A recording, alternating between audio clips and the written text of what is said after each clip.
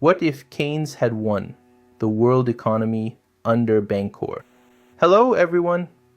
In July 1944, while the Second World War was still raging, 44 nations gathered at Bretton Woods to decide who would control the world's money. Two competing visions were presented. The first came from British economist John Maynard Keynes, who proposed a neutral international currency called the Bancor. Keynes's Bancor would belong to no single country. It would allow nations to settle trade without relying on a national currency. The second vision, from America's Harry Dexter White, rejected a global currency. White's plan won, putting the US dollar at the center of the world. But what if Keynes had won instead? Keynes believed the deepest flaw in global trade was the unequal pressure on deficit versus surplus countries. If one country imports more than it exports, it is forced into austerity. But the surplus country, the one selling too much, faces no pressure to change. Keynes called this arrangement economically destructive. His solution was the International Clearing Union. In this system, persistent surplus countries would be charged for accumulating excessive Bancor. They would be encouraged to import more, raise wages, or forgive debts. Trade would balance because both sides were required to adjust. Why was it defeated? Power.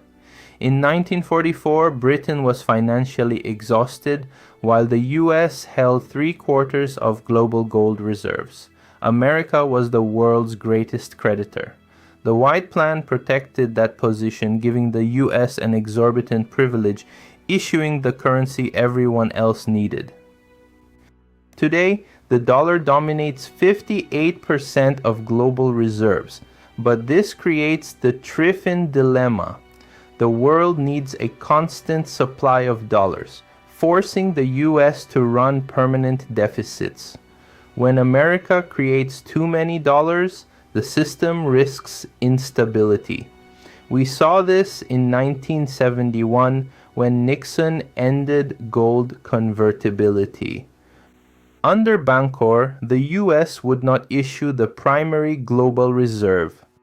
Washington would face pressure to keep its trade position balanced. This might have led to a stronger American manufacturing sector and less dependence on foreign creditors, even if household imports were more expensive. Export powerhouses like China, Germany, and Japan would also look different. In the dollar system, they can accumulate surpluses for decades. Under Keynes, these surpluses would be penalized, forcing them to increase domestic consumption and raise worker incomes earlier. The biggest change would be in developing economies. Today, they are vulnerable to the US Federal Reserve. When the Fed raises rates, global money flees the global south. Bancor would remove this instability, allowing countries to hold neutral claims instead of hoarding foreign dollars. At Bretton Woods, the world chose a hierarchy. Keynes offered a path towards symmetry. Had Bancor been adopted, we might live in a more balanced, industrially diverse world. As we debate dollar dependence and debt today, Keynes's question remains: should global money belong to one nation or to the world itself? Thanks for watching. If you found this exploring of economic history helpful, like and subscribe.